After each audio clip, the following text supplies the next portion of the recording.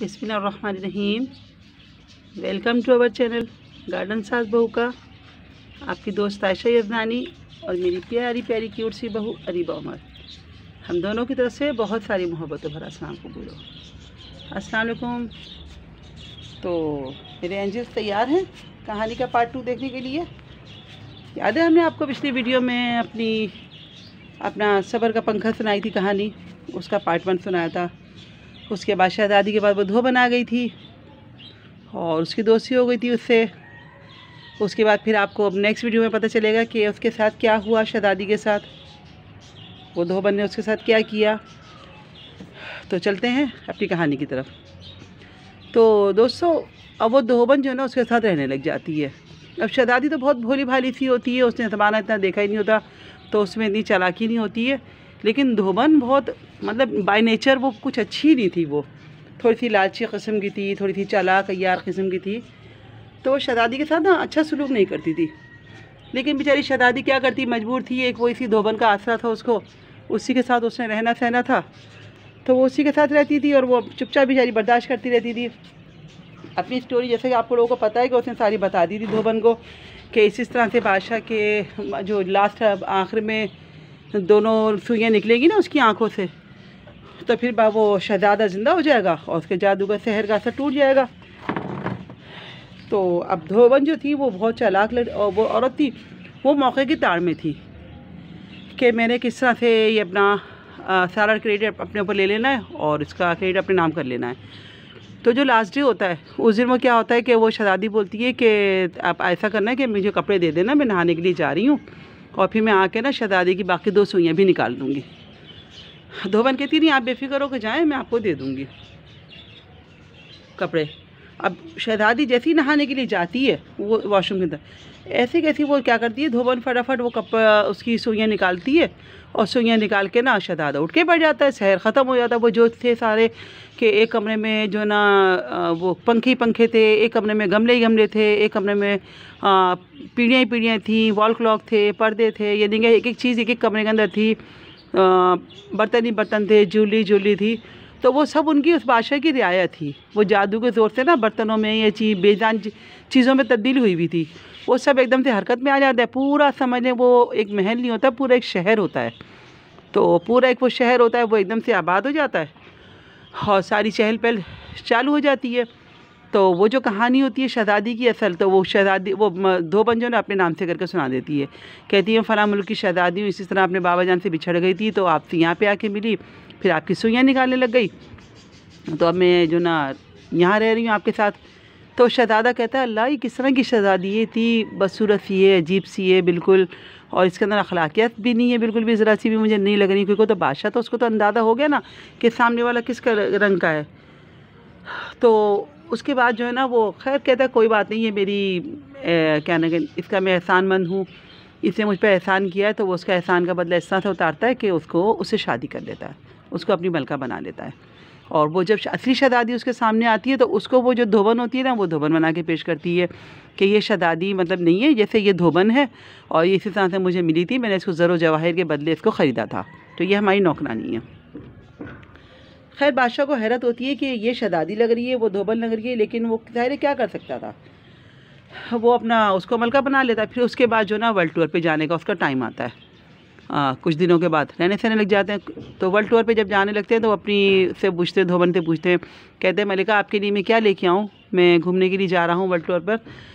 तो अब जाहिर है धोबन को तो कुछ पता ही नहीं होता ना कि दुनिया में अच्छी चीज़ क्या होती है, अच्छी चीज़ों का स्टैंडर्ड क्या होता है, मयार क्या होता है, तो उसको तो कुछ पता ही नहीं होता। वो कहती है बादशाह सलामत, आप मेरे लिए जा रहे हैं ना, तो बत्तख के अंडे जितने जो ना टॉप्स हों तो वो मेरे लिए लेके आइएगा, शुतुरमुर्ग के अंडे जितने जो हों तो वो मेरे लिए लॉकेट लेके आइएगा, और कबूतर के अंडे जितने जो हों तो वो मेरे लिए अंगूठी लेके आइएगा। वो बादशाह कहने लगा अल्लाह किस तरह की अजीब चीज़ों की फरमाइश कर रही है ये, तो ये सारी चीज़ों में अंडे भरे हुए हैं इसके, और वो भी ऐसी अजीबुल खलकत चीज़ें बोल रही है कि इस तरह के अंडे जितने टॉप्स लेके आएगा, इतने अंडे जितने चूड़ियाँ लेके आइएगा। कहते खैर चलो देखूंगा, अगर कहीं मिल गई तो मैं लेके आ जाऊँगा इसके लिए। अब वो जो असल शहज़ादी होती है जिसको उसने धोबन बना रखा हो, तो उसके पास जाता है, उससे बोलता है, कहता है आप बताइए आपके लिए मैं क्या लेके आऊँ। तो वो कहती है नहीं बादशाह सलामत, मेरे पास अल्लाह ताला का दिया हुआ बहुत कुछ है, क्योंकि शहज़ादी बहुत साबिर शाकिर होती है। तो इस कहानी में हम यही आपको सबक देना चाह रहे हैं कि सब्र का क्या अंजाम होता है और अय्यारी और मक्कारी का क्या अंजाम होता है। आप एंड को देखिएगा कि किस तरह से पता चलता है। तो खैर वो मना करती है, लेकिन बादशाह सलामत जब ज़्यादा इसरार करते हैं तो फिर वो अपने बादशाह जो उनका अपना मुल्क होता है ना, उसका एड्रेस देती है। कहती है बादशाह सलामत फ़लाँ मुल्क में जाइएगा और वहाँ के जो बादशाह हों तो उनको आप अब मेरा हुलिया बता के ना बोलिएगा उनसे कि मेरी इस तरह से नौकरानी है, उसने मुझसे फरमाइश की है कि आपके पास एक सब्र का पंखा है, वो दे दीजिए। तो वो उसको ना बचपन में किसी ने गिफ्ट दिया होता है उसकी बर्थडे पे, तो वो उसको पता होता है कि मेरे बाप के पास है, तो वो मेरे बाप सुनेगा तो वो दे देगा मुझको। अब वो बादशाह सलामत जाते हैं, जिसके पास भी वो अंडे जैसे बत्तख के अंडे जैसे टॉप्स और कबूतर के अंडे जैसी अंगूठियाँ और शुतुरमुर्ग के अंडे जैसे लॉकेट मांगते हैं। सब लोग हंसते कहते हैं ये आपकी मलका कैसी है, किस तरह की। दिल में सोचते हैं, जैसे मुँह पे तो नहीं बोलते कोई भी, लेकिन दिल में सोचते हैं कि बादशाह सलामत की मलका कैसी है। उनको पता नहीं है कि क्या चीज़ें होती हैं क्या नहीं होती हैं। खैर वो कहीं ना कहीं से ढूंढना के लिए आते हैं। अब इसके ले लेते हैं। उसके बाद फिर वो बादशाह के उसके जो शहजादी होती है उसके बाबा जान जो होते हैं उनके मुल्क पहुंचते हैं। उनको बताते हैं, कहते हैं मेरी एक तरह से नौकरानी है धोबन, तो उसने इसी तरह से ना आपके मुल्क में भेजा और बोला है कि आप सब्र का पंखा दे दीजिए उसको, उसके लिए। तो वो बादशाह सलामत समझ जाते हैं कि ये जो है मेरी बेटी ने भेजा है, तो वो उनको गिफ्ट वो देते हैं। कहते हैं ठीक है आप ये पंखा ले जाएँ आज। तो वो पंखा ले जाते हैं, वो फिर उसके पास ले आते हैं। अब वो शहजादी जो है ना पंखे लेके बहुत खुश होती है। तो दोस्तों उस पंखे की खासियत है जैसे आजकल नेट चलता है ना कि आपने थोड़ा सा उसको ऑन किया और आपको पूरे वर्ल्ड की खबरें मिल रही होती हैं, पूरे दुनिया में क्या क्या कुछ हो रहा है, कौन क्या कर रहा है क्या नहीं कर रहा। तो ऐसे ही वो पुराने ज़माने का समझ लें वो नेट ऑन होता था। वो सीधे हाथ पे चलाती थी ना शहजादी, तो वो परियां निकल के आती थी, उसको पूरे मुल्क के हालात, पूरी दुनिया के हालात जो ना बताती थी। फ़लाँ मुल्क में ये हो रहा है, फ़लाँ मुल्क में ये हो रहा है, आपके मुल्क में ये हो रहा है, आपके बाबा जान ऐसे हैं, आपकी मम्मा ऐसी हैं, पूरी खबरें बताती थी वो। और इन्जॉयमेंट एंटरटेनमेंट भी देती थी उनको शहजादी को। उसके बाद वो सुन के फिर जब वो पंखा उल्टा घुमाती थी तो वो उल्टा घुमा के फिर वो परियां अंदर चली आती थी। तो वो रोज़ाना इस तरह रात को ना बैठ के इंजॉय करती थी शहजादी। तो अब एक दिन बादशाह सलामत अपने महल के राउंड पे निकले हुए होते हैं, तो वो उनको आवाज़ें आती हैं शहजादी के कमरे में से। तो कान लगा के सुनते हैं तो वो परियां बातें कर रही होती हैं शहजादी से। तो कहती हैं शहजादी, परियां बोलती हैं शहजादी आपने खामखाई जो है ना धोबन बन के रहना कबूल कर रखा है, और आप बादशाह सलामत को असल बात बताई थी कि असल शहजादी आप हैं, और वो तो धोबन है जो नकल में बनी हुई है, वो आपके ऊपर कितना जुल्म करती है, कितना वो करती है, आप लेकिन कुछ भी नहीं बोलती हो मुँह से। तो वो कह लेंगी कोई बात नहीं, अगर उसको मलका बनने का शौक़ आ रहा है तो वो मलका बन जाए, कोई मसला नहीं है। अगर वो मुझ पर जुल्म करती है तो कोई बात नहीं, अल्लाह ताला सब्र करने वालों के साथ है, कोई बात नहीं, अल्लाह बेहतर अजर देगा मुझे।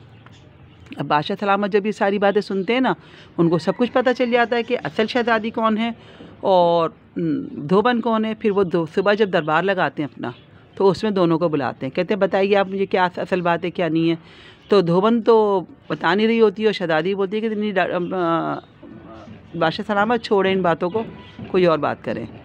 लेकिन वो बादशाह सलामत जब उसको धोबन को धमकी देते हैं ना सज़ा की, थोड़ा सा खौफज़दा करते हैं, तो फिर वो बता देती सारी कि असल में शहजादी जो है ना ये हैं और धोबन मैं हूँ, और इस तरह से मैंने फ्रॉड किया, यारी मक्कारी से काम लिया ताकि मैं मलका बन जाऊँ, और ये जो है ना धोबन बन के यहाँ पे रहती रही, मेरे ऊपर जुल्म भी करती रही ताकि यहाँ से भाग जाए, लेकिन ये भागी नहीं, यहीं पे रहती रही, तो मैंने इनके साथ जुल्म किया।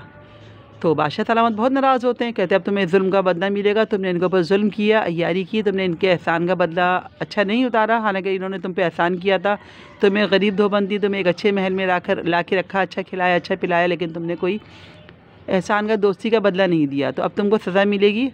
तो वो क्या करते हैं कि उसको गड्ढा खुदवाते हैं, उसमें धोबन को आधा दबाते हैं, उसके ऊपर उनके ऊपर दही डालते हैं, दही के डाल के ना उसके ऊपर फिर कुत्ते छोड़ देते हैं, तो वो कुत्ते जो है ना उनको नोच नाच से खा जाते हैं, और शहजादी से जो तो शादी कर लेते हैं, उनको अपनी मलका बना लेते हैं।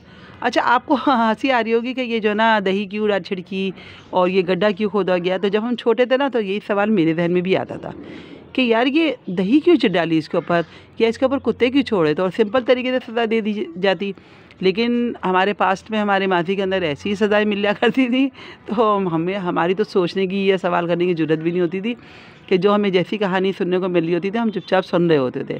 तो आजकल के बच्चों को सवाल करने की इजाज़त है, वो सवाल कर सकते हैं इस बारे में, तो हम इंशाल्लाह जवाब देंगे उनको। और फिर वो अपनी मलका बना लेते हैं उनको, शहज़ादी को। धोबन का अंजाम तो ये होता है कि उसको कुत्ते चीर फाड़ के खा जाते हैं, वो मर जाती है। फिर वो शहज़ादी बना के, मलका बना के, फिर वो बादशाह, उनका जो अपना असल बाबा जान का उनके मुल्क होता है, फिर वहाँ जाते हैं, उनको तसल्ली देते हैं कि आपकी बेटी बिल्कुल खैरियत से है और बिल्कुल सुकून में है, इसको मैंने अपनी मलका बना लिया है, अब हम 2 रियासतों के मालिक हैं, कभी हम आपके घर आया करेंगे, कभी आप हमारे घर आया करें। और उन्होंने भी यही बोला कि जुड़े रहें सबके साथ। तो दोस्तों, यहाँ कहानी का एंड होता है। उम्मीद है आपकी आज की कहानी आपको पसंद आई होगी। तो पसंद आई हो तो लाइक कीजिएगा, शेयर कीजिएगा, हमारे चैनल को सब्सक्राइब कीजिएगा, कमेंट कीजिएगा, क्योंकि जिस तरह आप हमारे लिए कीमती हैं, आपका कमेंट हमारे लिए, आपकी राय हमारे लिए बहुत कीमती है। तो अपनी राय से ज़रूर नवाजिएगा। और मेरे छोटे छोटे नन्हे मुन्ने एंजल्स जो हैं, अगर वो ख़ुद कमेंट नहीं कर सकें तो अपनी मम्माओं से करवाइएगा कमेंट।